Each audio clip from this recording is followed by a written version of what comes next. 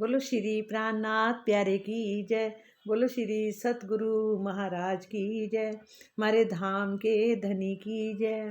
प्यारे सब सुंदर साथ की जय हो जय हो जय। श्री श्रृंगार प्रकरण 24 चौपाई 80। प्याला हुक्म पिलावही, प्याला हुक्म पिलावही, करे हुक्म रखो पाताए, करे हुक्म रखो पाताए। ना तो इन प्याले की बोए सो, ना तो इन प्याले की बोए से तभी अरवा उड़ जाए, तभी अरवा उड़ जाए। प्रणाम सुंदर साथ जी। श्री अर्थ श्री महामती जी बंगला दरबार में मोमिनों को बता रहे हैं कि मोमिनों को बता रहे हैं कि हुक्म ही इश्क के प्याले पिलाता है। कौन पिलाता है इश्क के प्याले? हुक्म ही इश्क के प्याले पिलाता है और हुक्म ही उनकी रक्षा करता है। हुक्म ही उनकी रक्षा भी करता है, हुक्म ही प्याले पिलाता है इश्क के। और वरना इश्क के प्याले की खुशबू से अरवाह यानी रूह उड़ जाती। इश्क के प्याले को आज दिन तक किसी ने नहीं पिया। इश्क के प्याले को आज तक किसी ने नहीं पिया। हम रूहें इस संसार में ब्रिज, रास और जागनी में 3 बार आई हैं। हमने जो इश्क के प्याले ब्रिज में पिए, उस समय हमें अज्ञानता थी, उस समय हमें होश नहीं थी, हम अज्ञानता में थे और घर की खबर नहीं थी। और अब जागृत अवस्था में इश्क के प्याले पीने पर तन को तुरंत ही फट जाना चाहिए। अब तो इश्क की खुशबू भी सहन नहीं कर सकते, तो प्याला कैसे पिया जाएगा? अब हुक्म जो इश्क का प्याला देता है वह धीरे धीरे रूहों को पिलाता है। और हुक्म पूरी मस्ती नहीं दे रहा है, ये जानकर कि कांच का शीशा जैसे टूट जाता है, ऐसे ही रूहें कहीं शरीर छोड़ ना दें।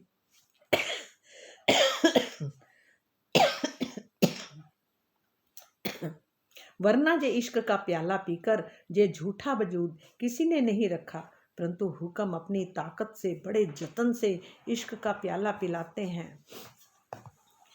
धाम धनी का हुक्म परम धाम की आत्माओं को इश्क के प्याले पिलाता है और उनके शरीर की रक्षा भी करता है। अन्यथा इश्क के प्याले की सुगंध मात्र से ही आत्मा इस पंचभौतिक तन की को परित्याग ही कर देगी।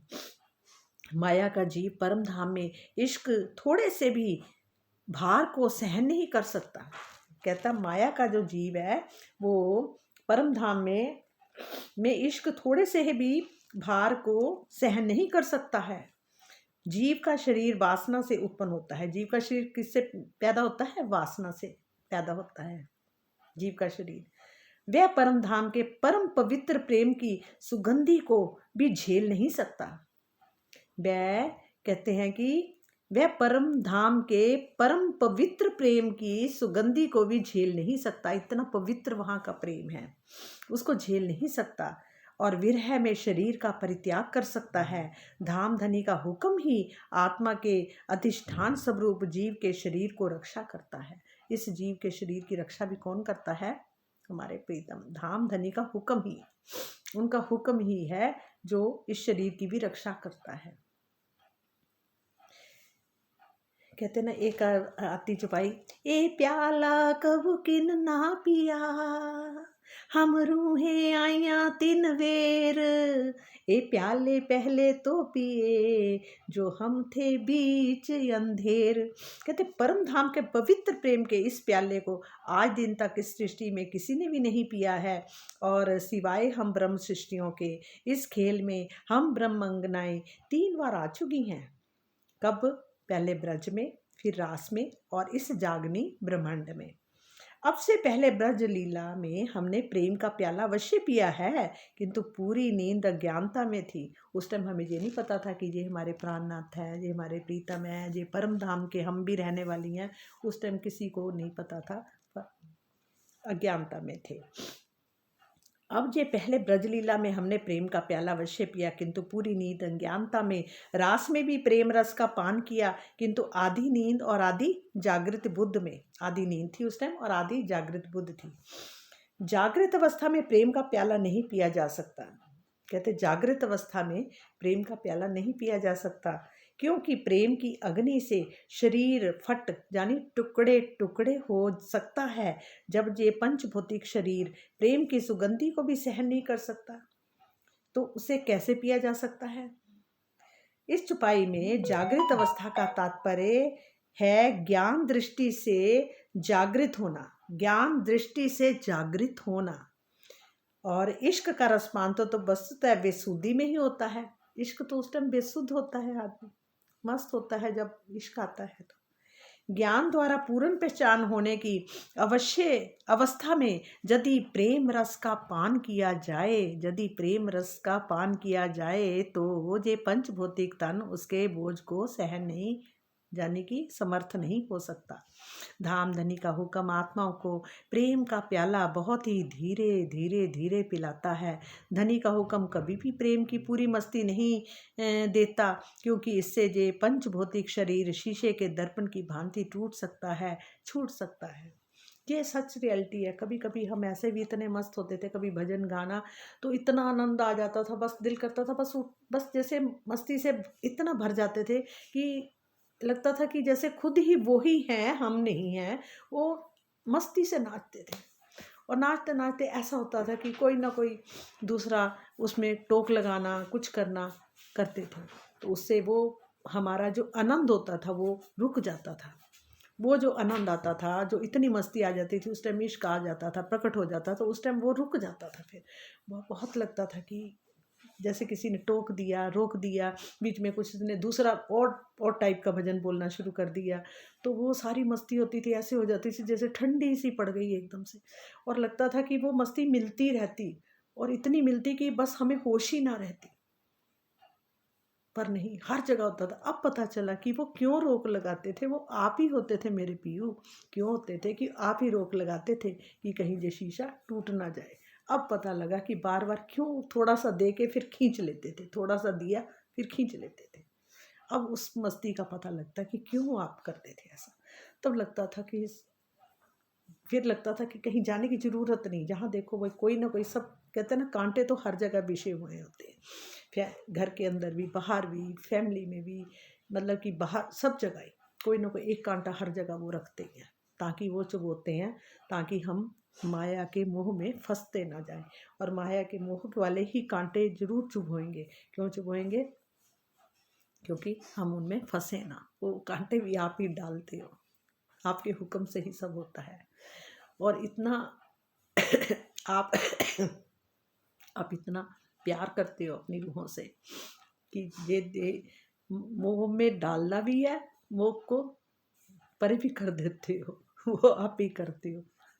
ये तो अब पता लग गया कि हर जगह जो अगर कुछ काम बना नहीं बना तो पता लग जाता कि आप क्या चाहते हैं, बस पता लग जाता है हमें कि इसका मतलब ये हमारे अच्छे के लिए नहीं है, ये कल को इससे मुश्किल भी आ सकती है।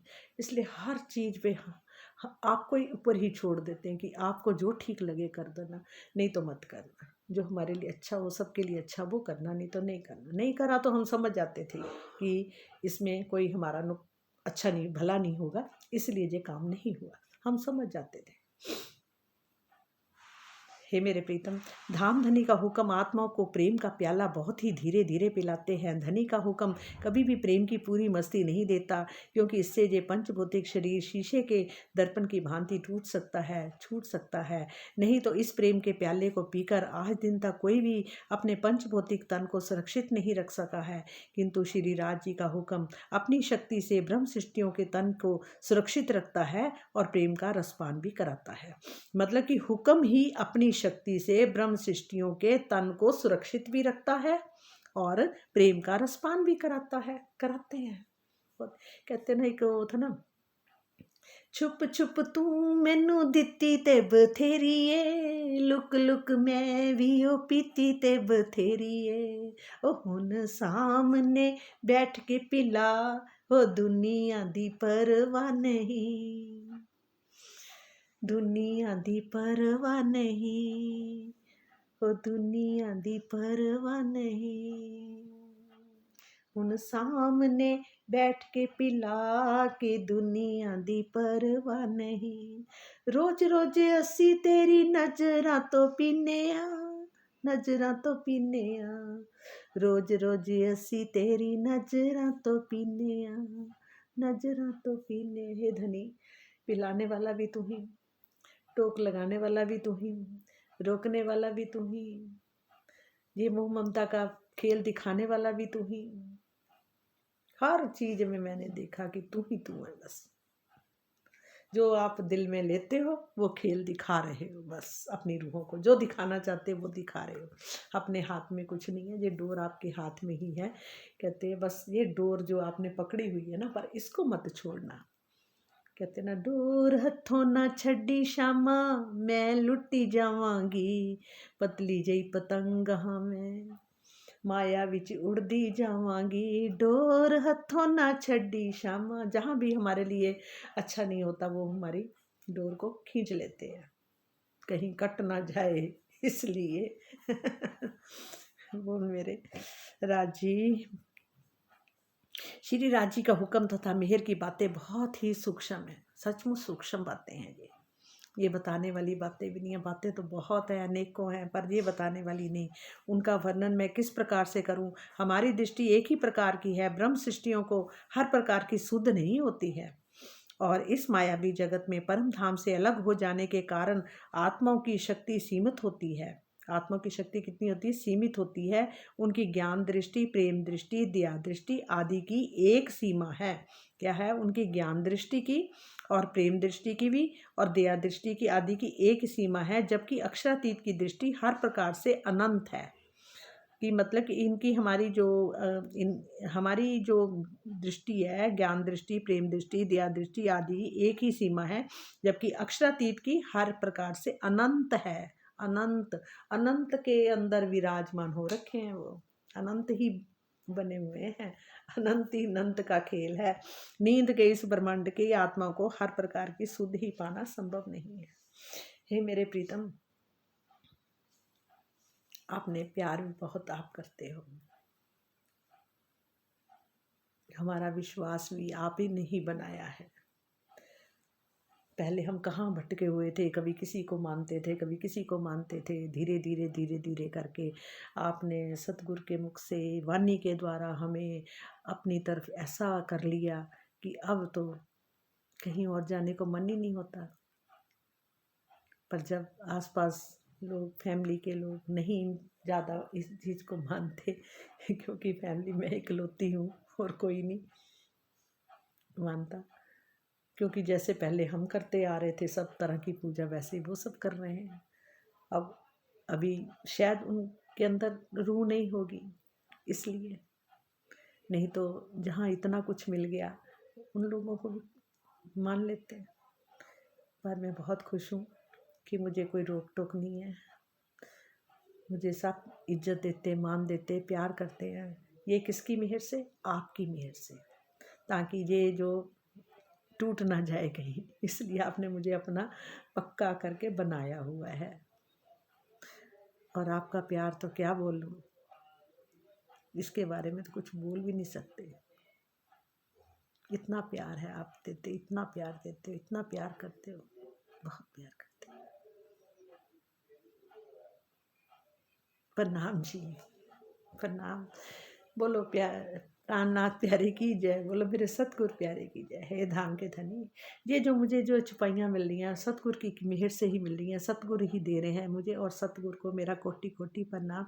ये मेरे सतगुरु, सब कुछ आप ही मेरे को निकाल निकाल के जो छुपाइयाँ दे रहे, कि कभी कहाँ से कभी कहाँ से। शायद जो जो बताना चाह रहे हो आप मुझे इसके द्वारा बताई जा रही हो, वाणी के द्वारा। प्रणाम जी, प्रणाम।